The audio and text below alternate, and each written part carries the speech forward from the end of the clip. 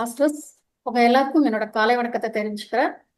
எனக்கு இந்த ஞானத்தை கொடுத்த பிரபஞ்சத்துக்கும் பிரம்மரிஷி கத்திரிஜய அவங்களுக்கும் என்னோட வணக்கத்தையும் நன்றியும் தெரிவிச்சுக்கிறேன். தொடர்ந்து எனக்கு இந்த வாய்ப்பை கொடுத்துக்கிட்டு இருக்க மகாவதா பாபாஜி அறக்கட்டளைக்கு சார் அறக்கட்டளைக்காகவும் நான் சாருக்கும் என்னோட நன்றியை தெரிவிச்சுக்கிறேன். பழனிக்கும் சாருக்கும். ஓகே, செஷன் போலாம் மாஸ்டர்ஸ். துளசி இதெல்லாம் நம்ம பார்த்துட்டு இருக்கோம். நம்ம வந்து லாஸ்ட்ல என்ன பார்த்தோம் அப்படின்னா, முதியோர், அதாவது வயசானவங்க எல்லாருமே வந்து நமக்கு வந்து முதியோர் கிடையாது. ஆனா ஞானத்துல வந்து யார் உயர்ந்தாங்க இருக்காங்களோ அவங்கதான் யாரு அப்படின்னா உயர்ந்தவங்க, முதியோர் அப்படின்னு சொல்லி நம்ம ஒத்துப்போம் அப்படின்னு சொல்லி ஒரு புத்தர் சொல்றாங்க. நார்மலாவே அதுதானே, வயசானா மட்டுமே என்ன கிடையாது, அவங்க வந்து முதியோர் கிடையாது அப்படிங்கிறத நம்ம தெரிஞ்சுக்கிட்டோம். ஸோ எல்லாமே நம்மளுக்கு வந்து யார் வந்து ஞானம் அப்படிங்கிறதுல இருக்கிறவங்க தான் நமக்கு வந்து உயர்ந்தவங்க. அது சின்னவங்களா இருந்தாலும் சரி. சின்ன பையன் ஒருத்தன் வந்து கிளாஸ் எடுக்கிறான், அவனுக்கு அவ்வளவு ஞானம் இருக்குதுன்னா அவன் வந்து கண்டிப்பா ஓல்டு சோல் அப்படிங்கிறத தான் நம்ம என்ன செஞ்சுக்கணும், புரிஞ்சுக்கணும் அப்படிங்கிறத சொல்றாங்க. ஓகே, அடுத்து இன்னைக்கு என்ன பார்க்கலாம் அப்படின்னா, புனர்ஜென்மம் அப்படின்னு சொல்லியிருக்காங்க.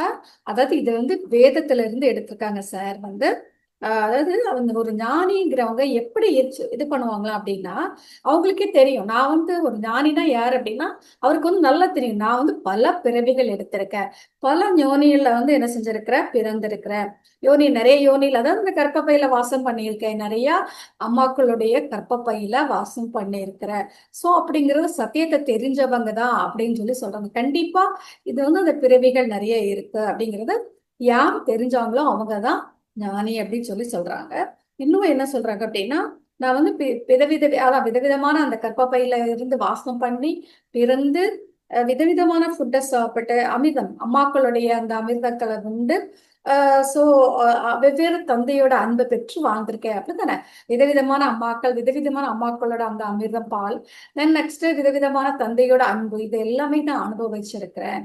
நான் வந்து ஒரு நார்மலான எனக்கு ஒரு அப்பா அம்மா கிடையாது அப்படிங்கிறத இதுல அந்த குழந்தவங்க தான் ஞானி அப்படின்னு சொல்லி சொல்றாங்க. சோ அப்போ நம்ம அந்த ஜென்மங்கள் வந்து ரிப்பீட் ஆயிட்டே இருக்கு, நிறைய பிறவி பிறந்துட்டு இருக்கோம் அப்படிங்கிறத தான் வேதத்துல சொல்லியிருக்கு அப்படின்னு சார் நம்மளுக்கு எடுத்து சொல்றாங்க.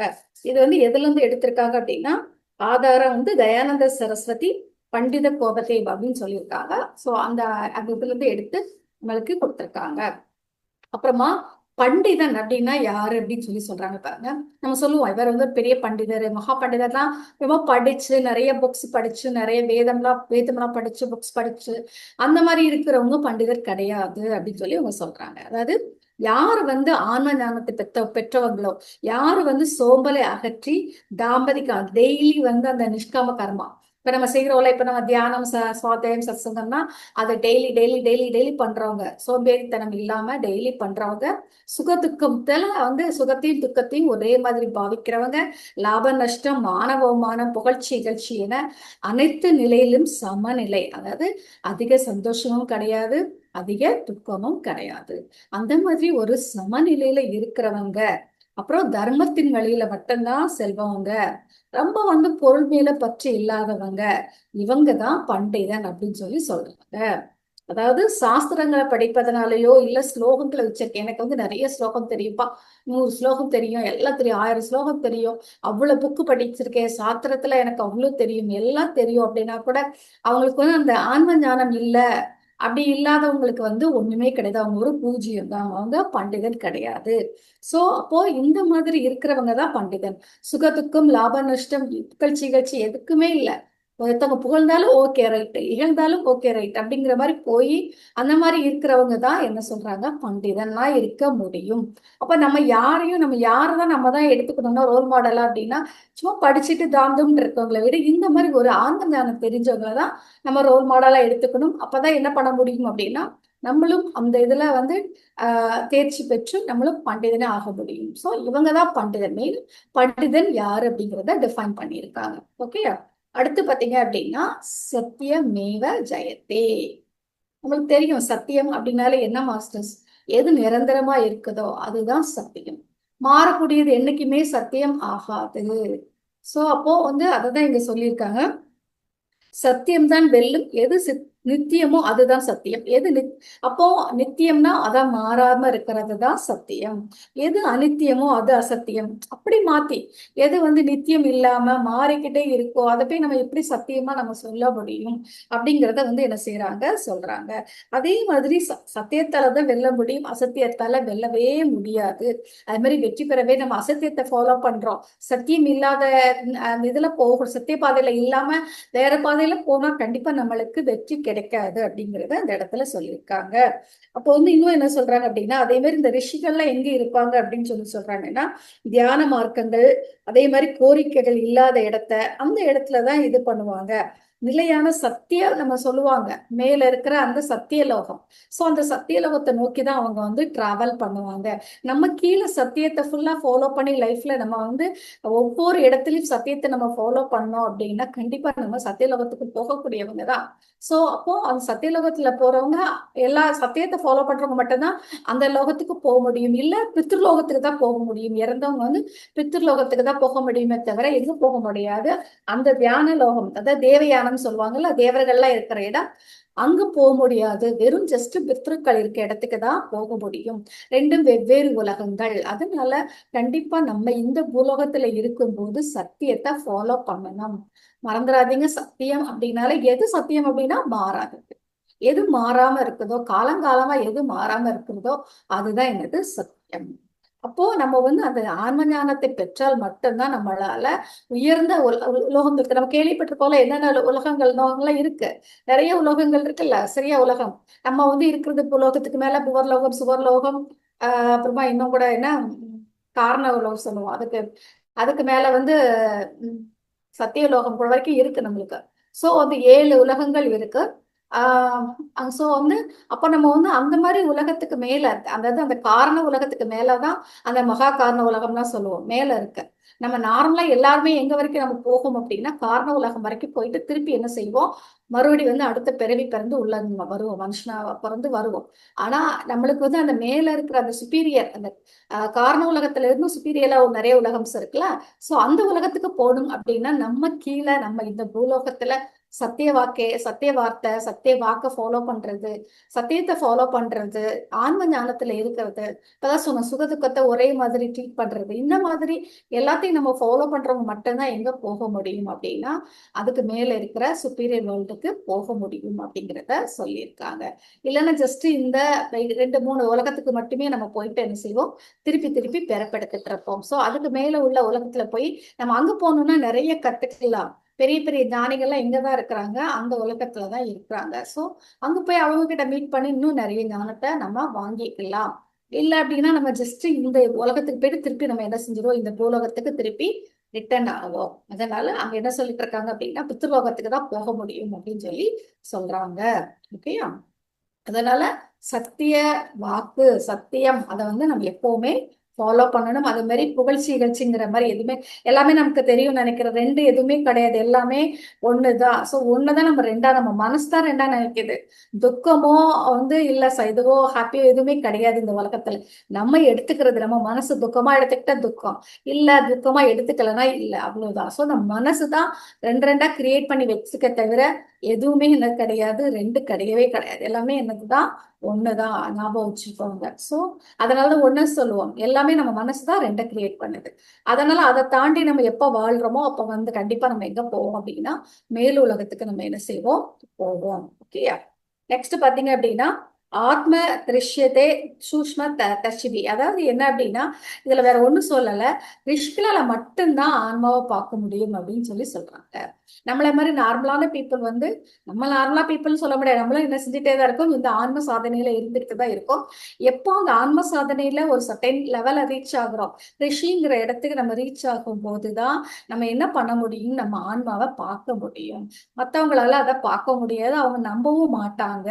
சோ நம்ம அதை இருப்பாங்க. அதை பத்தி அவங்களுக்கு வந்து அவங்க கண்டிப்பா திருப்பி திருப்பி பிறந்து இறந்துட்டு இருப்பாங்க. அப்ப யாரால பார்க்க முடியும் அப்படின்னு அதுதான் மெயின் அதுல சொல்லியிருக்காங்க. ரிஷிகளால மட்டும்தான் பார்க்க முடியும். சூக்ஷ்ம உலகத்துக்கு டிராவல் பண்ண முடியும். அங்க போயிட்டு ஞானத்தை எடுத்துக்க முடியும். ஒரு ஆன்மாங்கிறது எப்படி இருக்கு, அது ஒளிமயமா இருக்கா இல்ல எந்த மாதிரி இருக்கு, சோ அதோட தன்மை என்ன, அதோட இயல்பு என்ன, சோ அதோட எப்படி சொல்றது, அதோட அட்வான்டேஜஸ்ல என்ன அப்படிங்கறத எல்லாம் தெரிஞ்சுக்கிறது யாரு அப்படின்னா ரிஷி தான். சோ நம்மளும் என்ன பண்ணணும், அந்த ரிஷிங்கிற நிலைக்கு உயரணும். ரிஷி நிலைக்கு உயரும் போது நம்மளாலையும் அந்த ஆன்ம தரிசனத்தை பெற முடியும் மாஸ்டர்ஸ். நெக்ஸ்ட் பாத்தீங்க அப்படின்னா உம் இன்னொன்னு சொல்றாங்க, அதாவது கடோபனிஷத்தை பத்தி பேசுறாங்க சார் வந்து நெக்ஸ்ட் டாபிக்ல. அதாவது யம தர்மராஜா வந்து அந்த வந்து நசிகேதன் அப்படிங்கிற ஒருத்தர்கிட்ட என்ன சொல்றாங்க அப்படின்னா, விழிப்பில்லாத சிறுவனுக்கும் அதாவது அஞ்ஞானிகளுக்கும் பணத்தின் ஆணவத்தில் இருக்கும் மூடர்களுக்கும் எப்பொழுதும் உயர்ந்த வழி தெரியாது. நம்ம ஏற்கனவே சொன்னோம், சிறுவர்கள்னா யாரு அப்படின்னா ஞானம் இல்லாதவங்க தான் சிறுவர்கள். சோ பெரிய ஆட்கள்னா யாரு, ஞானம் இருக்கிறவங்க. அப்ப அஞ்ஞானம்ல இருக்கிறவங்க எல்லாருமே என்னவதான் சிறியவர்கள் தான். அந்த மாதிரி அஞ்ஞானத்துல இருக்கவங்களும் பணத்து மேல அந்த திமிர், எனக்கு பணம் இருக்கு நான் பெரிய பணக்கார, சோ அப்படிங்கிற மாதிரி ஒரு ஆணவத்துல இருக்கவங்களுக்கும் பதவியில இருந்து பெரிய நான் வந்து ஆணவத்துல இருக்கவங்களுக்கும் என்ன இருக்காது அப்படின்னா உயர்ந்த வழி தெரியவே தெரியாது அப்படின்னு சொல்லி சொல்றாங்க. இது வந்து யார் சொன்னா அப்படின்னா யம தர்மராஜா வந்து நசிகேதனோட இதுட்டு வந்து சொல்றது அப்படிங்கிறது. அதாவது எதுல இருந்து எடுத்திருக்காங்க அப்படின்னா கடோபனிஷத் அப்படிங்கிறதுல. அதாவது அயம் லோகா நாஸ்தி பரஹ அப்படின்னா என்ன அப்படின்னா இந்த பூலோகம் மட்டும்தான் இருக்கு, மத்த உலகம்லாம் கிடையாதுன்னு சொல்லுவாங்க. நீ நிறைய பேர்ட்ட கேட்டு பாருங்க, எனக்கு இந்த ஒரு பிறவிதான்ப்பா, எனக்கு மத்த பிறவி எனக்கு தெரியாது, அதுல நான் எதுக்கு நம்பிக்கை கிடையாது, இப்போ வாழ்ற வாழ்க்கையில மட்டும் தான் எனக்கு நம்பிக்கை இருக்குன்னு சொல்லுவாங்க. ஏன் அப்படின்னா அவங்க வந்து அந்த அளவுக்கு தான் ஞானம் இருக்கு, அவங்களோட ஆன்ம ஞானம் கம்மி, அவ்வளவுதான். சோ அதனால அவங்களுக்கு கண்டிப்பா திருப்பி திருப்பி என்ன செஞ்சுட்டே இருக்கும், அந்த புனரபி ஜனனம் புனரபி மரணம் மாதிரி திருப்பி திருப்பி என்ன செஞ்சுட்டு இருப்பாங்க, பிறந்து இறந்து வந்துட்டு இருப்பாங்க. அதுதான் இவர் சொல்றாரு. அப்ப இப்படிப்பட்ட மூடர்கள் வந்து மறுபடியும் மறுபடியும் மரணத்தை அடைந்து என் வசப்படுவார்கள் அப்படின்னு சொல்லி யார் சொல்றாரு, யம தர்மராஜா கடோபனிஷத்துல சொல்றாங்க. அப்போ இங்க எல்லாம் திருப்பி திருப்பி நமக்கு என்ன தெரிஞ்சுக்கிறோம்னா மாஸ்டர்ஸ், என்னன்னா ஆன்ம ஞானம் வேணும், ஆன்ம ஞானம் வேணும், ஆன்ம ஞானம் வேணும். ஆன்மா அப்படிங்கிற கான்செப்ட்ல நம்ம வாழும்போது கண்டிப்பா நம்ம ஹாப்பியா வாழ முடியும், ஆனந்தமா வாழ முடியும். சோ அதுக்குதான் நம்ம எல்லாமே என்ன செஞ்சுக்கணும், இந்த ஆன்மா கான்செப்டுக்கு வரணும், ஆன்மாவை பத்தி தெரிஞ்சுக்கணும். நம்ம எல்லாருமே ஆன்மா, எல்லாருக்குள்ள இருக்கிறதும் அந்த உணர்வு நிலை அப்படிங்கிறது தான். அப்படிங்கறத நம்ம தெரிஞ்சுக்கணுங்கிறதுக்காக தான் இவ்வளோ நம்ம வந்து என்ன செஞ்சுக்கிறோம், விதவிதமா நம்ம என்ன செஞ்சுக்கிறோம் தெரிஞ்சுக்கிறோம். சார் வந்து ஒவ்வொரு இதுலேருந்து நம்மளுக்கு எடுத்து கொடுக்குறாங்க. அதுக்கப்புறம் பாத்தீங்க அப்படின்னா இன்னும் கூட எதுல இருந்து எடுத்து தராங்க அப்படின்னா இந்த 2 மார்க்கங்கள் பத்தி பேசுறாங்க. அது ராமகிருஷ்ண மிஷன் உள்ள இதுல இருந்து எடுத்து தராங்க சார் வந்து. அதாவது 2 மார்க்கம் இருக்குன்னு இதுல எக்ஸ்பிளைன் பண்றாங்க. இது ராமகிருஷ்ண மிஷன்ல உள்ளது. அதாவது ஒண்ணு சுபம், சுபமானது, இன்னொன்னு சுகமானது. ஞாபகம் இருக்கணும், ஒண்ணு சுபம், இன்னொன்னு சுகம். அதாவது புத்தி ஓரியன்டா நம்ம செலக்ட் பண்றது சுபமானது, மனசு ஓரியன்டா பண்றது சுகம். சுபத்தோட சுகத்தையோட சுபத்தை எடுக்கிறது. சில ஒரு மார்க்கம் எடுக்கிறோம்னு வச்சுக்கோங்களேன், அது வந்து எனக்கு ரொம்ப அப்படியே சுகமா இருக்கு அப்படின்னு சொல்லி நான் செலக்ட் பண்றதை விட எது வந்து சுபமானதோ எது வந்து சத்தியமானதோ அதை நான் செலக்ட் பண்றது, அந்த வழியை நான் செலக்ட் பண்ணும்போது எனக்கு நான் வந்து ரொம்ப ஹாப்பியா இருப்பேன் அப்படின்னு சொல்லி சொல்றாங்க. அப்போ புத்திசாலிகள் வந்து எந்த மார்க்கத்தை செலக்ட் பண்ணுவாங்க அப்படின்னு சொல்லி சொல்றாங்க அப்படின்னா சுப மார்க்கம், அதாவது அந்த ஒரு சத்தியமான சுப மார்க்கத்தை தான் செலக்ட் பண்ணுவாங்களே தவிர சுகம் அப்படிங்கிற மார்க்கத்தை என்ன செய்ய மாட்டாங்க, செலக்ட் பண்ண மாட்டாங்க அப்படின்னு சொல்லி சொல்றாங்க. ஓகே, இது வந்து ராமகிருஷ்ண மிஷன்ல இருந்து எடுத்தது. நெக்ஸ்ட் வந்து என்ன அப்படின்னா தயானந்த சரஸ்வதி அந்த பண்டித கோபதேவில இருந்து எடுத்திருக்கிறாங்க. ஒரு தியானம் மட்டும்தான் நம்மளுக்கு மோட்சத்துக்கு கொண்டு போகும் அப்படிங்கிறத சொல்லி அந்த ஜனன மரண சக்கரத்துல இருந்து சுழற்சியில இருந்து விடுபடுறதுக்கு கண்டிப்பா ஆன்ம ஞானம் தியானம் வேணும் அப்படிங்கறது இதுலயே அததான் சொல்லியிருக்காங்க மாஸ்டர்ஸ். எல்லாமே திருப்பி திருப்பி அதுதான் வருது. சத்திய வழியில நடக்கிறது, சத்திய முறையை தெரிஞ்சுக்கிட்டு தியானத்தை தெரிஞ்சு தியானத்தை பண்ணி அது மூலமா பரமேஸ்வரனை அடைகிறாங்க அப்படின்னு சொல்றாங்க. அப்போ அந்த தியான மார்க்கம், அந்த ஞான மார்க்கம், ஆன்ம ஞான மார்க்கமே நம்மளுக்கு சிறந்த சிறந்த சிறந்த மார்க்கம்.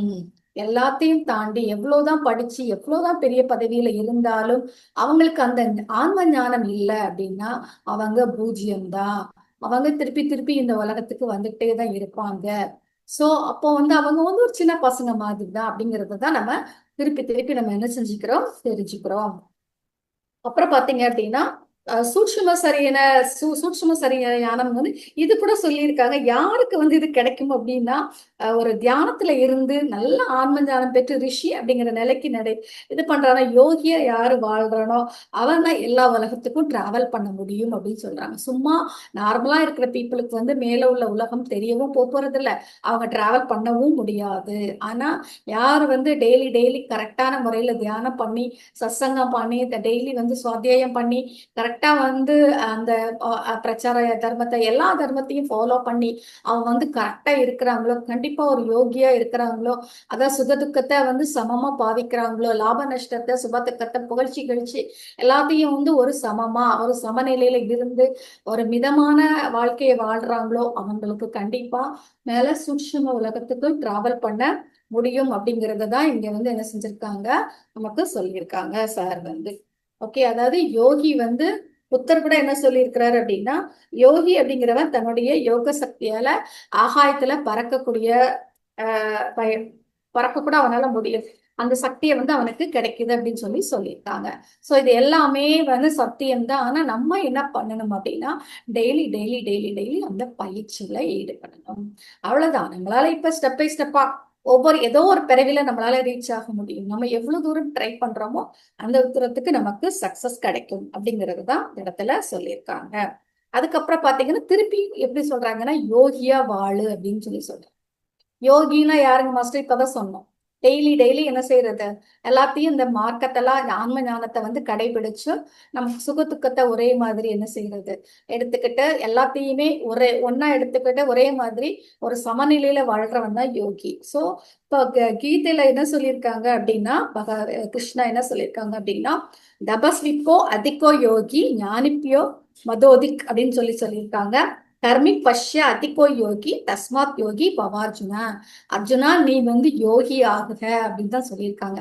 நீ வந்து பெரிய வில்லாளன் பெரிய இதா ஆகுதுலாம் சொல்லலை. என்ன சொல்லியிருக்காங்க அப்படின்னா, நீ யோகி ஆகுக அதுதான் சொல்லியிருக்காங்க. யோகியா இருந்தா போதும், உனக்கு எல்லாமே கிடைச்சிரும் அப்படின்னு சொல்லி என்ன செய்யறாரு. ஒரே நிமிஷம். ஸோ நீ வந்து எல்லாமே நீ வந்து பண்றதை விட மெயினா யோகி ஆகுக. யோகி ஆகும் போது உனக்கு எல்லாமே கிடைச்சிடும் அப்படின்னு சொல்றாங்க. அதாவது தபஸ்தியை விட யோகி தான் சிறந்தவன், ஞானியை விட ஒரு யோகி தான் உயர்ந்தவன். அந்த ஞான பாதையில போய் போய் போய் தான் நம்மளுக்கு அந்த யோகிங்கிற ஒரு ஸ்டேட் நம்மளுக்கு கிடைக்கும். சோ அந்த மாதிரி யோகியா மாறு அப்படின்னு சொல்றாங்க. சோ ஹே அர்ஜுனா நீ ஒரு யோகியாக மாறு. அதாவது தபஸ்வினா யாரு அப்படின்னா, விரதம் எல்லாம் எடுத்துப்பாங்க, இல்ல விரதம் எல்லாம் பண்ணி நிறைய வந்து விதவிதமா உபவாசங்கள் விரதங்கள்லாம் இருந்து ஸ்லோகம்லாம் சொல்லி அந்த மாதிரி தன்னையே வருத்திக்கிட்டு வாழ்றவங்க தான் தபஸ்வி. ஞானிங்கிறது யாரு அப்படின்னா இதுல சொல்றாங்க அப்படின்னா, நிறைய புத்தகங்களை மட்டும் படிச்சு அந்த நாலேஜ் எல்லாம் எடுத்துட்டு இருப்பாங்க பாருங்க, அவங்க தான் ஞானி. கர்மி அப்படின்னா கர்மங்கள் செய்வாங்க, தினசரி கடமை எல்லாம் செய்வாங்க. அதாவது இந்த யஜ்ஞம் யாகம் அதெல்லாம் பண்ணிட்டு இருப்பாங்க பாத்தீங்களா, அவங்க. சோ இவங்க எல்லாத்தையும் விட யாரு சிறந்தவர் சொல்றாருன்னா, யோகி தான் சிறந்தவர் சொல்றாங்க. யாரு ஞாபகம் வச்சுக்கோங்க, அதாவது நான் வந்து உபவாசம் இருந்து நிறைய விஷயங்கள் ஸ்லோகம் பண்றவங்க, அந்த மாதிரி உடம்ப வருத்திக்கிட்டு நிறைய வந்து வேண்டுதெல்லாம் வச்சுட்டு இந்த மாதிரி பண்ணிட்டு இருக்கவங்க. அதுக்கு மேல இருக்கிறவங்க யாரு அப்படின்னா, அன்னன்னைக்கு உள்ள கர்மாவை பண்றவங்க, புக்கை நிறைய படிச்சு நிறைய விதவிதமான புக்ஸ் எல்லாம் படிச்சு ஞானம் எடுத்துக்கிறவங்க, அதாவது அறிவு அந்த எடுத்துக்கிறவங்க. இவங்க எல்லாத்தையும் விட யோகிங்கிறது அறிவு. நீங்க சொல்லலாம் புக்கு படிக்கிறவங்களை விட அந்த புக்கு படிச்சத லைஃப்ல அப்ளை பண்றவன் தான் மாஸ்டர்ஸ் யோகி. சோ ஞானி யோகி எல்லாமே என்ன அப்படின்னா ஒவ்வொரு இடத்துலயும் ஒவ்வொரு கொஞ்சம் டிஃப்ரெண்ட் ஆகுது. ஆனா என்ன அப்படின்னா, நம்ம வந்து லைஃப்ல புக்கு படிக்கிறீங்களோ, தியானம் பண்றீங்களோ, சத்சங்கத்துல வந்து நிறைய எக்ஸ்பீரியன்ஸ் எல்லாம் எடுத்துக்கிறீங்களோ, எல்லாத்தையுமே உங்க லைஃப்ல அப்ளை பண்றதுங்க தான் யோகி.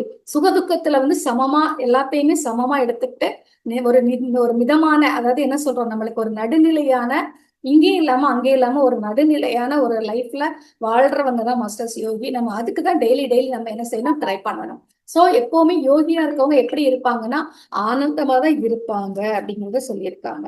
அதாவது டெய்லி தியானம் பண்ணி, டெய்லி சத்சங்கம் எடுத்துக்கிட்டு, டெய்லி சுவாத்தியாயம் பண்ணி அந்த ஞானத்தை எல்லாம் நம்ம லைஃப்ல அப்ளை பண்ணி நம்மள தினமும் தினமும் தினமும் நம்மள வந்து பரிசோதிச்சு நம்ம கரெக்டா இருக்கோமா இல்லையான்னு பார்த்து பார்த்து பார்த்து ஒரு ஸ்டேஜ்ல நமக்கு வரும்போது கண்டிப்பா அந்த யோகி அப்படிங்கிற இடத்துக்கு நம்ம வந்துருவோம். சோ அப்போ சுக துக்கத்தை நம்ம வந்து சமமா பாதிக்க ஆரம்பிச்சிருவோம். நம்மள ஒருத்தங்க புகழ்ந்தாலும் இகழ்ந்தாலும் ஒரே மாதிரி எடுத்துப்போம். நம்மளுக்கு உயர்வு தாழ்வு வந்தாலும் ஒரே மாதிரி இருப்போம். எதுக்கு முக்கியத்துவம் தரணுமோ அதுக்கு தான் தருவோம். மெயினா இப்போ உள்ள மெட்டீரியல் வேர்ல்டுக்கு நம்ம என்ன செய்ய மாட்டோம், முக்கியத்துவம் தர மாட்டோம். ஸோ இந்த மாதிரி நம்ம வந்து கண்டிப்பா சேஞ்ச் ஆகிட்டே இருப்போம். சேஞ்ச் ஆக நம்ம அந்த யோகி அப்படிங்கிற ஸ்டேட்டுக்கு வருவோம்.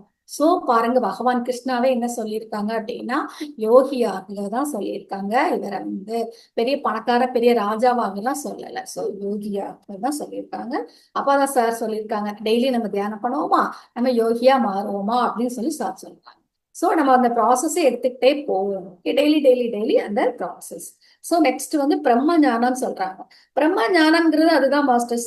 நம்ம வந்து யாருக்கு வந்து பிரம்ம ஞானம் இருக்கோ அவங்களுக்கு வந்து எல்லா புலன்களும் அவங்க கண்ட்ரோல்ல இருக்கும் அப்படின்னு சொல்லி சொல்றாங்க. மற்றவங்களுக்கு அது இருக்காது. சோ முதல்ல அந்த ஞானம் யோகியா இருக்கிறது, அதுக்கடுத்து பிரம்ம ஞானம். நம்மளுக்கு நமக்கு தெரியும்ல, பிரம்ம ரிஷி, ரிஷி பிரம்ம ரிஷி, ராஜ ரிஷி எல்லாம் சொல்றோம். ஒவ்வொன்றும் ஒவ்வொரு நிலை, ஒவ்வொருத்தருடைய ஒவ்வொன்று நிலை. அப்ப நம்ம வந்து இப்ப நார்மலா இருக்கணும், அப்புறம் யோகியா ரிஷி ஆகி ஒவ்வொரு கட்டத்தையும் நம்ம கடந்து வரும்போதுதான் நம்மளுக்கு அந்த ஒவ்வொரு டைப் ஆஃப் ஞானம் கிடைக்கும் போது அதுக்கேத்தாப்புல நம்ம உள்ள ஸ்டேட்ல நம்ம இருப்போம். சோ இதை பத்தி பெருசா ஒண்ணும் இல்லை, அதே தான் திருப்பி திருப்பி சொல்லியிருக்கிறாங்க.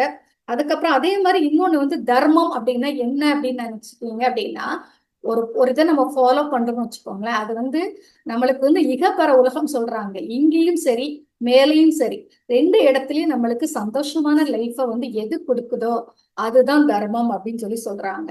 அதாவது இங்க வந்து யுகத்துக்கு வந்து, அதாவது இந்த உலகத்துல நம்ம இங்க வாழ்றோமே, இந்த உலகத்துல நம்மள சந்தோஷத்தை தரணும், ரொம்ப ஹாப்பியா இருக்கணும். அதே மாதிரி பரலோகத்துல நம்மளுக்கு அந்த மோட்ச பிராப்தி தரணும். சோ மேலேயும் ஹாப்பியா இருக்கணும், இங்கேயும் ஹாப்பியா இருக்கணும்.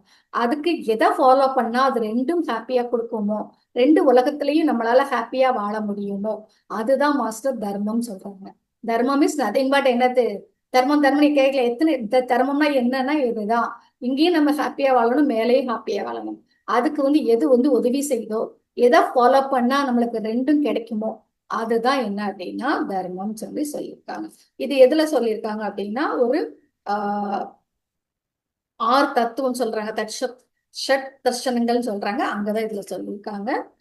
சார் வந்து அதுல இருந்து எடுத்திருக்காங்க. மறுபடியும் சொல்லியிருக்காங்க பாருங்க, தர்மம் என்றால் என்ன, அதர்மம் என்றால் என்ன. இதை நல்லா ஒரு ஞாபகம் வச்சுக்கோங்க. தர்மம் அப்படின்னா என்ன, எந்த கர்மங்களால் இகு பரலோகங்களில் சுகம் சந்தோஷம் கிடைக்கிறதோ, படிப்படியாக இறுதி மோட்சம் எல்லாம் சித்திக்கிறதோ அந்த செயல்கள் தான் தர்மம் சொல்லியிருக்கோம்ல. இந்த இகலோகத்துல நம்மளுக்கு சந்தோஷத்தை தரக்கூடியது, ஆனந்தத்தை தரக்கூடியதா இருக்கணும். ஸ்டெப் பை ஸ்டெப்பா போய் பரலோகத்திலையும் நம்மளுக்கு அந்த மோட்ச பிராப்தி, அங்கேயும் ஹாப்பியான ஒரு லைஃப தரக்கூடியதா இருக்கணும். அது எது தருமோ அந்த கர்மா, அந்த செயல், அதுதான் என்ன அப்படின்னா தர்மம் அப்படின்னு சொல்லி சொல்றாங்க. ஓகேயா?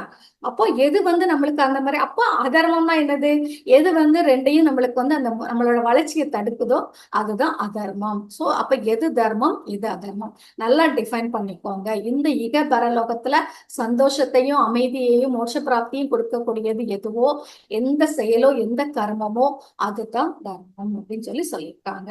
அப்போ தர்மம் எது அதர்மம் எது ஒவ்வொன்றையும் நம்ம பண்ணும்போது நம்ம கரெக்டான தர்மம் இதுல இருக்கிறோமா இல்ல அதர்ம பாதையில இருக்கிறோமா அப்படின்னு தெரிஞ்சுக்கிட்டு நம்ம பண்றது நம்மளுக்கு ரொம்ப நல்லது அப்படின்னு சொல்லியிருக்காங்க.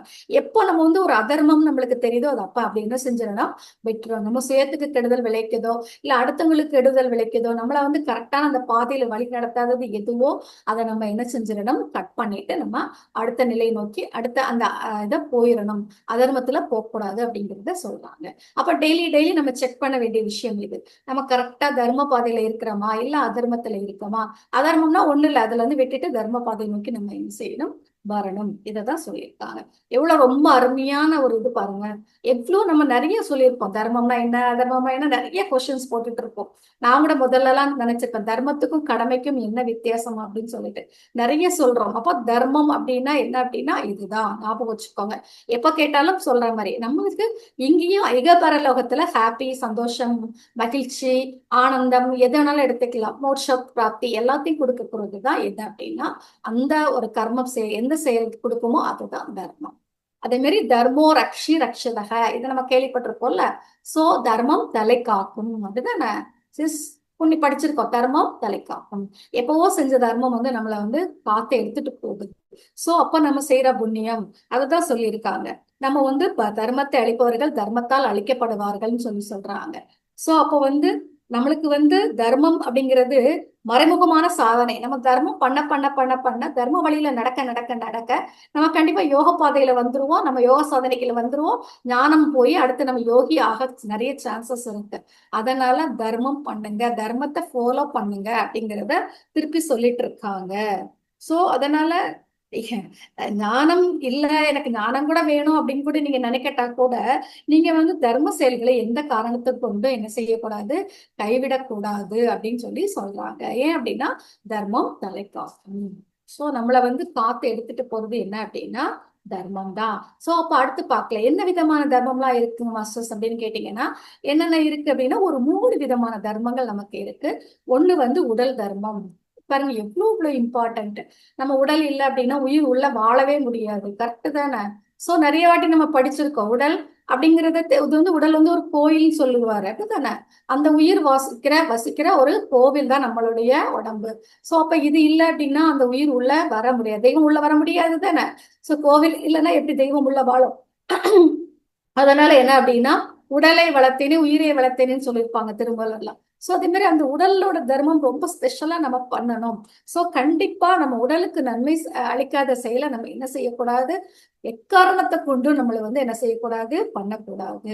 ஓகேயா? சோ அப்போ உடல் தர்மம் ஆஸ் யூஷுவல் நல்ல சாப்பாடு தரணும், நல்லா என்ன செய்யணும், உடலை வந்து நல்லா பராமரிக்கணும், குளிக்கிறது 2 வாட்டி குளிக்கிறது, அதே மாதிரி உடம்புக்கு வந்து நல்ல ஃபுட்டு தர வேண்டியது, உடைகள் வந்து அந்தந்த சீசனுக்கு ஏத்தாப்புல உடைகள் போடுறது, நம்ம வந்து அதே மாதிரி எப்படி சொல்றது, எல்லாமே மெயினா ஃபுட் இருக்கு உடம்புக்கு. அப்புறம் எக்ஸசைஸ் பண்றது, ப்ராப்பரா எக்ஸசைஸ் பண்றது. சோ நம்மளுடைய இந்த இது கொடுக்கறது நம்ம பிராணாயம் ரைட்டா என்ன சொல்றது, நம்ம தியானம் பண்றது, சத்சங்கம் பண்றது எல்லாமே தான். சோ தியானம் எல்லாமே தியானம் ஞானம் இது கூட ஒரு ஆன்மாவுக்கு. ஆனா நம்ம உடம்புக்கு வந்து என்னதுதான் ஃபுட்டு தான் மெயினா. சோ ஃபுட்டு எக்ஸசைஸ் எல்லாமே கொடுக்கறது இது ப்ராப்பரா கொடுக்கணும். மெயினா என்னது இந்த உடம்புக்கு இது ஆகாதுன்னு நம்மளுக்கு தெரியுதோ அதை கண்டிப்பா 100% என்ன செய்யக்கூடாது, செய்யக்கூடாது அப்படிங்கறத இந்த இடத்துல சொல்லியிருக்காங்க. அப்புறம் ஆன்ம தர்மம் அப்படின்னா நம்மளுக்கு தெரியவே தெரியும், தியானம். தியானம் சுவாத்தியாயம் எல்லாம் பண்ணணும். அப்போ ஆன்மா முன்னேற்றத்துக்கு இருக்கக்கூடிய எந்த விஷயமும் செய்யக்கூடாது அப்படின்னு சொல்லியிருக்காங்க. நமக்கு நிறைய தெரியும் ஆன்ம முன்னேற்றத்துக்கு என்னென்ன பண்ணணும் அப்படின்னு தெரியும். சோ அதுக்கு தவிர்க்கக்கூடிய எந்த செயலுமே என்ன செய்யக்கூடாது, பண்ணக்கூடாது அப்படின்னு சொல்லியிருக்காங்க. அதே மாதிரி பரதர்மம். நம்ம வந்து நம்மளை மட்டும் பார்த்துக்கிட்டா பத்தாது, நம்ம ஆன்மாவை மட்டும் பார்த்துக்கிட்டா பத்தாது. நம்ம பரதர்மம் நம்ம ஒரு சொசைட்டியால ஆனவங்க தான். சோ எல்லாருக்கும் நம்ம என்ன செய்யணும், எல்லா உயிர்கள் மீது கருணை செலுத்தணும், மற்றவங்களுக்கும் தியானம் சொல்லித் தரணும், மற்றவங்களுக்கும் என்ன செய்யணும் அப்படின்னா நம்மளால முடிஞ்ச வரைக்கும் அந்த ஞானத்தை நம்ம கொடுக்கணும். இதுதான் பரதர்மம். சோ நம்ம வந்து ஒரு 3 விதமான தர்மம். முதல் நம்மளை வந்து நம்ம நல்லா பார்த்துக்கணும், அப்பதான் அடுத்தவங்களுக்கு சொல்லவே முடியும். ரெண்டாவது வந்து என்ன, நம்மளுடைய ஆன்மாவை நல்லா பாதுகாத்துக்கணும், அப்பதான் மத்த ஆன்ம ஞானத்தை மற்றவங்களுக்கு சொல்லவே முடியும். நம்மளுடைய உடலையும் நம்மளுடைய ஆன்மாவையும் நல்லா பார்த்துக்கும் போது அடுத்தவங்களுக்கு நம்மளால என்ன செய்ய முடியும், சொல்ல முடியும், இந்த ஞானத்தை எடுத்துட்டு போக முடியும். இந்த 3 நம்ம வந்து என்ன செய்யணும், டெய்லி டெய்லி டெய்லி பண்ணணும். நம்ம லைஃப்ல இந்த 3 தர்மாவை எப்பவுமே நம்ம என்ன செய்யக்கூடாது, விடக்கூடாது. எப்ப கேட்டாலும் நம்ம இதெல்லாம் தெரியணும். 3 தர்மங்கள்லாம் என்ன அப்படின்னா சுதர்மா, சுதர்மானா உடல் தர்மா, அப்புறம் ஆன்மா நம்மளுக்கு ஆன்மாக்கானது இது. அதுக்கடுத்து என்ன அப்படின்னா நம்மளுடைய பரதர்மம். இந்த 3 தர்மமும் உடலுக்கான, ஆன்மாவுக்கான, அதுக்கப்புறமா என்ன அப்படின்னா இந்த நம்மளுடைய சொசைட்டிக்கு சரி பரதர்மம். இந்த 3ஐயும் நம்ம டெய்லி நம்ம என்ன செய்யணும், ரொட்டீனா நம்ம பண்ணணும். ஓகேயா? சோ இது ரொம்ப நம்மளுக்கு தேவையானது. தர்மம் ஞாபகம் வச்சுக்கோங்க. 3 விதமான தர்மங்கள் இருக்கு. தர்மம்னா என்ன, நம்மளுக்கு இந்த இகலோகம் பரலோகம் ரெண்டுலையும் சந்தோஷத்தை, ஹாப்பியா, மோட்ச பிராப்தியை எந்த செயல்கள் தருமோ அந்த செயல்களை பண்ணணும். அந்த செயல்கள் தான் தர்மம்னு சொல்றோம். அப்போ அந்த இதுல 3 விதமான தர்மம் என்ன அப்படின்னா நம்ம உடலை பாதுகாத்துக்கணும், நம்ம ஆன்மாவை பாதுகாத்துக்கணும், அதே மாதிரி மற்றவங்களுக்கும் அந்த ஆன்ம ஞானத்தை நம்ம கொண்டு போய் சேர்க்கணும். இந்த 3ம் செய்யணும். நம்ம டெய்லி டெய்லி நம்மளுக்கான இதை பண்ணணும். இப்ப நான் உங்களுக்கு கொடுக்குறேன் அப்படின்னா இது பரதர்மம். கரெக்ட் தானே? என்னோட ஆன்ம ஞானம், எனக்கு தெரிஞ்ச ஞானத்தை, எனக்கு தெரிஞ்ச விஷயம உங்களுக்கு ஷேர் பண்றேன். சோ இது வந்து நான் வந்து கொடுக்கக்கூடிய பரதர்மம். நான் வந்து டெய்லி டெய்லி தியானம் பண்ணி சத்சங்கம் எடுத்து சுவாத்தியாயம் பண்றேன், 10 பக்கம் படிக்கிறேன், 20 பக்கம் படிக்கிறேன், ஒரு புக்கு படிக்கிறேன்னா அது என்னோட ஆன்ம ஞானத்தை நான் வளர்த்துக்கிறேன். டெய்லி டெய்லி காலையில என்ன செய்யறேன், என்னோட உடம்ப காலையில எழுந்திரிச்சு குளிச்சு எல்லாம் பண்ணி அதே மாதிரி நல்லா ஒரு எக்ஸசைஸ் கொடுத்து நல்லா ஒரு ஃபுட்டு கொடுக்குறேன் அப்படின்னா கண்டிப்பா என்னோட உடல் தர்மத்தை நான் பாத்துக்கிறேன். இந்த மூணையும் நம்ம எல்லாருமே நம்ம என்ன செய்யணும், பார்த்துக்கணும் அப்படிங்கிறது ரொம்ப ரொம்ப இம்பார்ட்டன்ட். இன்னைக்கு நம்ம தர்மத்தை பத்தி நிறையவே நம்ம தெரிஞ்சிருக்கோம். சோ இன்னைக்கு நம்ம மெயினா தெரிஞ்சதே தர்மா தான். தர்மம் ரட்சித ரட்சிதக. சோ தர்மம் தலை காக்கும். தர்மம் அப்படிங்கிறது யாருக்கும் சும்மா சும்மா காசு கொடுக்கறதோ இது கொடுக்கறதோ கிடையாதுங்க மாஸ்டர்ஸ். நம்மளை பாத்துக்கிறது, நம்ம உடம்ப பாத்துக்கிறது, நம்ம ஞானத்தை இது பண்ணிக்கிறது எல்லாமே தர்மம் தான். நம்மளை விட்டுட்டு அடுத்தவங்களுக்காக நம்ம என்ன பண்ண முடியாது, 100% வாழவே முடியாது. அப்படி வாழ்றவங்க என்ன செய்ய மாட்டாங்க, உலகத்திலேயே வாழ மாட்டாங்க. சரிங்களா? அதனால முதல்ல நம்மளுக்கு முக்கியத்துவம் கொடுத்துட்டு அதுக்கப்புறம் தான் என்ன செய்யணும், அடுத்தவங்களுக்கு நம்ம தரணும். ஓகே, எல்லாரையுமே இதை எடுத்துக்கலாம். அதுக்கப்புறம் பாத்தீங்கன்னா சார் வந்து ரொம்ப அழகா வந்து இந்த 4 வருடங்களை பத்தி ரொம்ப அழகா எக்ஸ்பிளைன் பண்ணியிருக்காங்க. இது நம்ம நிறைய கேள்விப்பட்டிருப்போம். சூத்திரர், வைசியர், சத்திரர், பிராமணர், அதெல்லாம் நம்ம கொஞ்சம் டீட்டெயிலா பின்னாடி பார்க்கலாம். குணங்கள் பத்தி, யோகங்கள் பத்தி எல்லாமே சொல்லியிருக்காங்க. என்ன யோகமா இருந்தாலும் சரிங்க மாஸ்டர், பக்தி யோகமா, கர்ம யோகமா, ஞான யோகமா, தியான யோகமா, அது வந்து அந்தந்த யுகங்களுக்கு ஏத்தாப்புல வரும். அந்தந்த பர்டிகுலர் பர்சன்களுக்கு வந்து உங்களுக்கு பக்தி யோகம் பிடிச்சிருக்கா, ஞான யோகம், எந்த யோகத்தினாலும் ஃபாலோ பண்ணலாம். ஆனா இப்ப இந்த காலகட்டத்துக்கு நம்மளுக்கு தியான யோகம் தான் ரொம்ப பெஸ்ட். அதை யூஸ் பண்ணி நம்ம ரொம்ப ஃபாஸ்டா என்ன செய்யலாம், நம்ம முன்னேற முடியும். அதாவது முன்னேற மீன்ஸ் என்னது, நம்மளுடைய ஆன்மாவோட டெவலப் பண்ண முடியும். நம்ம வந்ததே என்னது, நம்மளுடைய ஆன்ம வளர்ச்சிக்காக தானே மாஸ்டர்ஸ். நம்ம டெவலப் பண்ணி நம்ம வந்து அந்த பிறப்பிறப்புல இருந்து வெளியில வர்றதுக்கு தானே. அப்போ ஈச் அண்ட் எவ்ரிதிங் நம்ம வந்து இந்த ஒரு காலகட்டத்துல அதுக்கான இது வந்து வசதி நமக்கு இருக்கு. சோ அதை யூஸ் பண்ணிக்கிட்டு நம்ம என்ன செய்யணும், அடுத்த லெவலுக்கு போகணும் அப்படிங்கிறது தான் இந்த இடத்துல இம்பார்ட்டன்ஸ். ஓகேயா? அதான் இங்க சொல்லியிருக்காங்க. சூத்திரர் அப்படின்னா பாமரர், வைஷ்யர்கள் அப்படின்னா சமூகத்திற்கு சேவை, தானம், தர்மம் பண்றவங்க, சத்திரியர் அப்படின்னா வீரர்கள், தைரியம். அதாவது ராஜாக்கள்லாம் இருந்தாங்கல்ல. சோ ராஜாக்கள் இப்போ வந்து நம்மளுடைய சோல்ஜர்லாம் இருக்காங்களே அவங்க எல்லாம் சத்திரியர். அப்புறம் பிராமணர் அப்படின்னா யாரு, பிரம்ம ஞானம் அடைந்தவர். நம்ம நிறைய வாட்டி பார்த்துட்டு இருக்கோம். நம்ம வந்து வந்து ஒரு புல்லாவோ பூண்டாவோ, அதாவது முதல்ல தாதுக்களா இருந்து அதுக்கப்புறமா மரங்கள் அந்த மாதிரி இதா இருந்து அதுக்கப்புறம் அதை இருந்து அதுக்கு தாவரங்களா இருந்து அதுக்கப்புறமா எங்க வந்தோம், அனிமல்ஸா வந்து அதுக்கப்புறம் தான் மனுஷங்களா வந்திருக்கோம். மனுஷங்களையும் முதல்ல கீழ்நிலையில இருந்து கொஞ்சம் கொஞ்சமா தான் மேல்நிலை நோக்கி வந்துட்டு இருக்கோம். சோ அப்போ அதை வந்து அந்த மேல்நிலைங்கிறது தான். இது வந்து ஜாதியோ இல்ல பிரிவோ, நீ கீழே நான் கீழே எல்லாம் கிடையாது. இது வந்து ஆன்ம இதை பொறுத்து நம்மளை வந்து நாளா டிவைட் பண்ணி இருந்திருக்காங்க. அதுவே ஒரு காலகட்டத்துல ரொம்ப ஒரு கீழ்த்தரமா போச்சு. ஆனா இது வந்து ஒரு ஆன்மாவோட இதுதான். சரிங்களா? பாமரர் அப்படின்னா அந்த ஆன்மா லெவல்ல ரொம்ப கம்மியா இருக்கிறவங்க. வைஷ்யர்கள்னா அதுக்கு அடுத்த நிலையில இருக்கிறவங்க. அவங்களுக்கு வந்து என்ன தெரியாது, ஆன்மாவை பத்தி தெரியாது. ஆனா நிறைய தான தர்மம் எல்லாம் பண்ணுவாங்க சொசைட்டிக்கு. அதே இது சத்திரியர் அப்படின்னா பாருங்க, நாட்டை காப்பாற்றக்கூடியவங்க, மக்களை காப்பாற்றக்கூடியவங்க, மக்களுக்காகவும் நாட்டுக்காகவும் உயிரையே கொடுக்கக்கூடியவங்க, முன்னாடி நின்று போர் புரியறவங்க. சோ அந்த வீரத்தை உடையவங்க. பிராமணர்கள் தான் எல்லாத்துலயும் டாப்பான அந்த ஆன்ம ஞானம் உடையவங்க. நான் ஏற்கனவே சொன்னேன், பிராமணருங்கிறதுங்கிறது அந்த ஜாதியில பிறக்கிறவங்க கிடையாது, பிராமண பெண்ணோட வயிற்றுல பிறக்கிறவங்க கிடையாது. யார் பிரம்மஞானம் அடைஞ்சிருக்காங்களோ அவங்கதான் வந்து பிராமணர். இது வந்து ஜாதியை பொறுத்து கிடையாது, ஆன்ம வளர்ச்சியை பொறுத்துதான் அந்த 4 பிரிவு அப்படிங்கிறத நம்ம சொல்றோம். அப்ப எப்ப நம்ம பிராமணர் அந்த இதுக்கு நம்ம தகுதிக்கு வரமோ அப்போ நம்ம வந்து அந்த பிறப்பு இறப்புங்கிறதுல இருந்து வெளியில வந்து மோட்சத்தை வந்து நம்ம என்ன செய்வோம், அடைவோம். அவ்வளவுதான் மாஸ்டர்ஸ். ரொம்ப போட்டு நம்ம என்ன செய்ய வேண்டாம். அததான் அந்த மனுஸ்மிருதி அப்படின்னு சொல்லி நம்ம கேள்விப்பட்டிருப்பீங்க நிறைய. சோ அங்க கூட என்ன சொல்லியிருக்காங்கன்னா, ஜென்மனா ஜாயத்தே சூத்திரக, கர்மனா ஜாயத்தே விஜ விஜயக அப்படின்னு கொடுத்திருக்காங்க. அதாவது பிறப்பால் அனைவருமே சூத்திரன் அதாவது அப்படின்னு கிடையாது. யார் அப்படின்னா உயர்ந்த செயல்கள் மூலம் தான் நம்ம எப்படி செயல்கள் செய்யறோமோ, எந்த செயல்கள் செய்யறோமோ அது மூலமா தான் நம்மள வந்து ஒரு இது வந்து என்ன செஞ்சிருக்காங்க, பிரிச்சிருக்காங்க. மற்றபடி பிறவியால எதுவுமே கிடையாது. நான் வந்து இந்த சூத்திர பிறவியில இதுல பிறந்துட்டதுனால நான் கீழையோ இல்ல நான் வந்து இதுல பிறந்தனால பெரிய ஆளோ கிடையாது. என்னோட செயல், நான் எப்படி இருக்கிறோம், என்னோட ஆன்ம எப்படி இருக்கு, என்னோட ஆன்ம வளர்ச்சி எப்படி இருக்கு, என்னோட ஸ்டேஜ் எப்படி இருக்கு, அதை பொறுத்துதான் இந்த 4 பிரிவு அப்படிங்கிறது. அதான் ஞாபகம் வச்சுக்கோங்க. ரைட்டா? சோ உயர்ந்த குடி தாழ்ந்த குடி அப்படிலாம் ஒண்ணுமே கிடையாது. ஆன்ம ஞானத்துலதான் கொஞ்சம் உயர்ந்தது தாழ்ந்தது. அது வந்து ஜஸ்ட் வந்து ஒரு அதுக்காக தான். சோ ஒரு ஸ்டெப் பை ஸ்டெப்பா நம்மளுடைய வளர்ச்சி இருக்கு அப்படின்னு தெரிஞ்சுக்கிறதுக்கு தான் அந்த டைம்ல என்ன செஞ்சிருக்கிறாங்க, ஒரு இது பிரிவுகளை பண்ணியிருந்திருக்கிறாங்க. அவ்வளவுதான். இந்த ஒண்ணே ஒண்ணு இதை முடிச்சுட்டு நான் இது பண்ணிக்கிறேன். அதாவது தமோ ரஜோ சாத்விக குணம், இது ரொம்ப ரொம்ப இதெல்லாம் நல்லா தெரிஞ்சுக்கணும். நம்ம வந்து ஸ்டார்டிங் ஸ்டேஜ்ல என்ன குணத்துல இருப்போம் அப்படின்னா தமோ குணத்துலதான் இருப்போம். அதாவது கொஞ்சம் சோம்பேறித்தனம் அதிகமா இருக்கும். நமக்கு மட்டும் போதும், எனக்கு நான் வந்து இன்னைக்கு வந்து சம்பாதிச்சேனா, என் குடும்பத்தை பார்த்தேனா, சோ நான் வந்து அப்புறமா ரெஸ்ட் எடுத்தேனா, பெருசா அடுத்தவங்களை பத்தி யோசிக்காம அடுத்தவங்களுக்கு ஹெல்ப் பண்ணாம அந்த மாதிரி நார்மலா இருக்கிறவங்க தான் என்ன அப்படின்னா அந்த தமோ குணம். அதாவது உடலுக்கு மட்டும்தான் முக்கியத்துவம் தருவாங்க. கும்பகர்ணன் எடுத்துக்காட்ட கும்பகர்ணன் நம்ம சொல்லலாம். அவர் எப்போதுமே என்ன பண்ணுவாரு, தூங்குவாரு, அதுக்கப்புறமா சாப்பிடுவாரு, தூங்குவாரு. சோ அந்த மாதிரி இருக்கிறவர் தான் கும்பகர்ணன். அந்த மாதிரி நிலையில இருக்கிறவங்க தான் தமோ குணத்துல இருப்பாங்க. அவங்களை பொறுத்த வரைக்கும் பெரும்பாலும் அதான் சொல்ல, நல்லா உழைப்பாங்க, உடம்ப நல்லா பார்த்துப்பாங்க, சாப்பிடுவாங்க, நிம்மதியா இருப்பாங்க.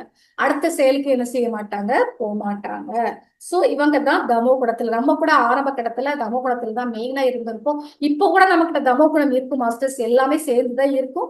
ஆனா கொஞ்சம் பெர்சன்டேஜ் வந்து கூட குறைய இருக்கும். அப்ப அது தமோ குணத்துல நம்ம எப்ப இருக்கிறோமோ அதை குறைக்கிறதுக்கு நம்ம என்ன செய்யணும், பார்க்கணும். முழுமா அதுல இருந்து வெளியில வர்றதுக்கு நம்ம ட்ரை பண்ணணும்.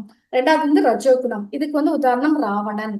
அதாவது ரொம்ப அந்த இதா இருக்கிறவங்க, நான் பெரிய ஆளு அப்படிங்கிற ஒரு அந்த ஒரு அதிகார இதுல இருக்கிறவங்க தான். அதாவது பேரு புகழுக்கெல்லாம் ஆசைப்படுவாங்க. சில பேர் பாத்தீங்கன்னா நான் தான் பெரிய ஆளுன்னு சொல்லி இருப்பாங்க. அளவுக்கு மீறி சுகங்களை வந்து என்ன செஞ்சுட்டு இருப்பாங்க, எனக்கு வேணும், இது வேணும், அது வேணும்னு சொல்லி என்ன செய்வாங்க, ஆசைப்படுவாங்க. அதே மாதிரி அவங்களுடைய நலத்துக்காக மத்தவங்கள என்ன வேணாலும் செய்ய ரெடியா இருப்பாங்க. நான் நல்லா இருந்தா போதும், மத்தவங்க எப்படி போனா எனக்கு என்னன்னு சொல்லி மத்தவங்கள கஷ்டப்படுத்த கூட என்ன செய்வாங்க, ட்ரை பண்ணுவாங்க. சோ பண்ணுவாங்க. அந்த மாதிரி அடுத்தவங்களை ஏமாத்தி கூட அவங்க என்ன செஞ்சுப்பாங்க, சொத்து சம்பாதிச்சுப்பாங்க. ஏன்னா அவங்களுக்கு தேவை சொத்து, பணம், புகழ், நான் பெரிய ஆளு அப்படின்னு சொல்லி இந்த சொசைட்டில வந்து தெரிஞ்சு பண்ணிக்கிறது. அந்த மாதிரி இதுல நிலைமையில இருக்கிறவங்க தான் என்ன அப்படின்னா ரஜோ குணத்துல இருக்கிறவங்க. இப்ப அது கூட நம்மளும் கூட என்ன இருப்போம்னா அந்த ரஜோ குணத்திலயும் நம்ம அப்பப்போ கொஞ்சம் இருப்போம், ஞாபகம் வச்சுக்கோங்க. எப்பெல்லாம் இந்த மாதிரி நம்ம இருக்குன்னு நம்ம தோணுதோ அப்போ வந்து முழுசு இருக்க மாட்டோம். ஆனா அந்த இருக்கும் அந்த இதை வந்து அதை விட்டு நம்ம வெளியில வரணும். நம்ம அதெல்லாம் வந்து வந்துட்டோம். நம்ம இப்போ இங்க ஒரு இதுக்கு வந்திருக்கோம், தியானத்துக்குலாம் வந்திருக்கோம்னா நம்ம ரஜோகுணத்துல கண்டிப்பா நம்ம இருக்க மாட்டோம். ஆனா சின்ன சின்ன இது இருந்தாலும் அதை விட்டு நம்ம என்ன செஞ்சிடணும், வெளியில வரணும். ஆனா ஆரம்ப காலகட்டத்துல நம்மளும் அங்க இருந்துதான் நம்ம என்ன செஞ்சிருப்போம், வெளியில வந்திருப்போம். மூணாவது என்ன அப்படின்னா சாத்வீக குணம். இதில் நம்ம ஓரளவுக்கு நம்ம இருப்போம். சாத்வீக குணம் அப்படின்னா விபீஷணனோட இது நல்லது கெட்டது தெரிஞ்சது, தர்மம் அதர்மம் தெரிகிறது. எனக்கு வந்து ஒரு அதர்மத்துல நான் போறேன் அப்படின்னா ஆட்டோமேட்டிக்கா அதை அதனை விட்டுட்டு வெளியில வருவோம். அவர் வந்து அவங்க அண்ணா வந்து ராவணன் செய்யறாங்க, ராவணனுக்கு வந்து அவர் மேல பாசம் உள்ளவங்க தான் விபீஷணன்.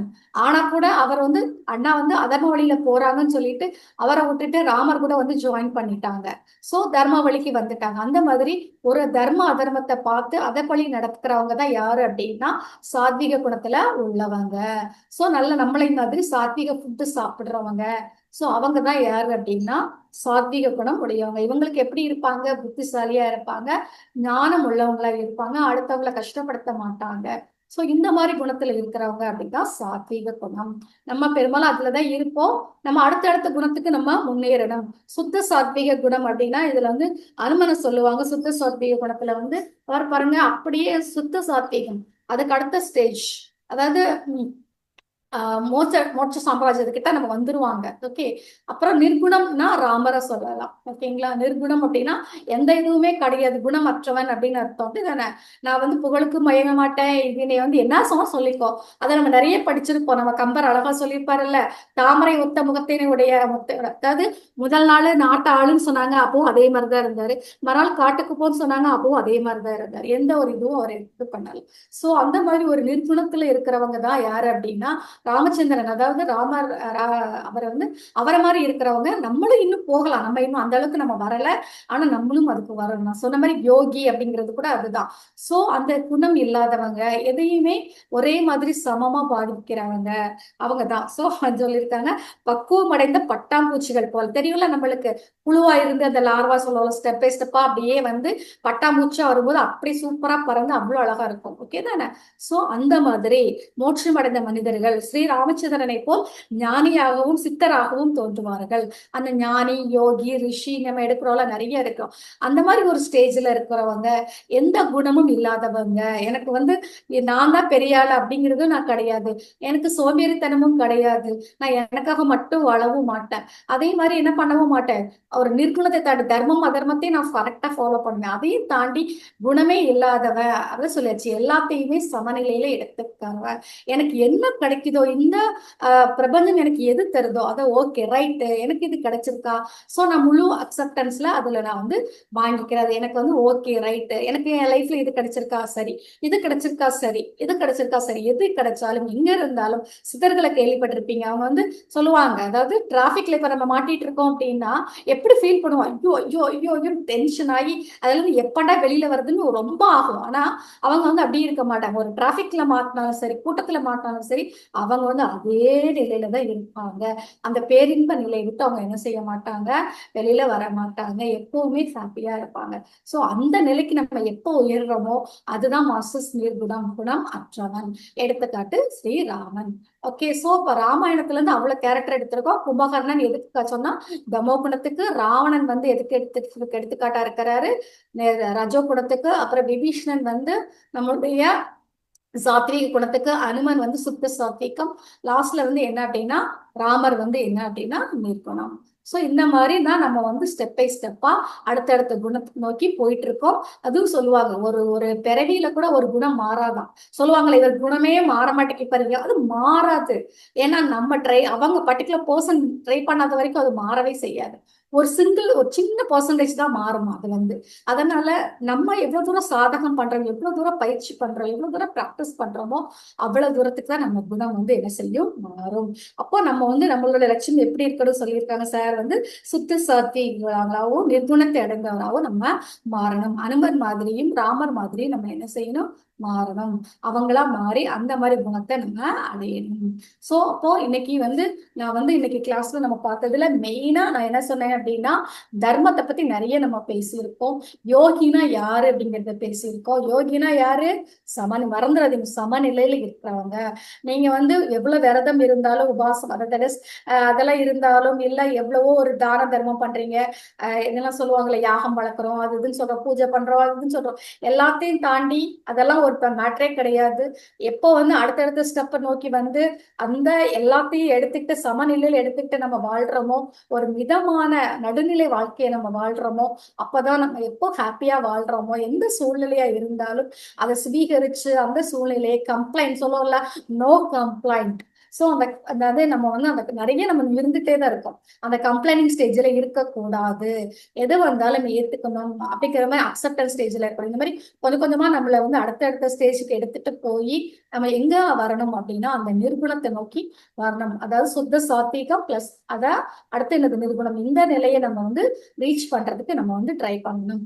தர்மம் அப்படின்னா மறுபடியும் சொல்றேன், எந்த இக பரலோகத்துல நமக்கு வந்து ஹாப்பிய சந்தோஷத்தை மோட்ச பிராப்தியை கொடுக்கக்கூடிய செயல் எதுவோ அதுவே தர்மம். சோ தர்மத்துல இருந்து என்னைக்குமே நம்ம என்ன செய்யக்கூடாது, விலகி போகக்கூடாது. நம்ம வந்து இப்போ ஒரு இடத்துல அதர்மத்துல இருக்கோம்னு தெரிஞ்சுட்டா உடனே அங்க இருந்து வெளியில வந்து தர்ம பாதை நோக்கி நம்ம நினைச்சிடணும், வந்துடணும்.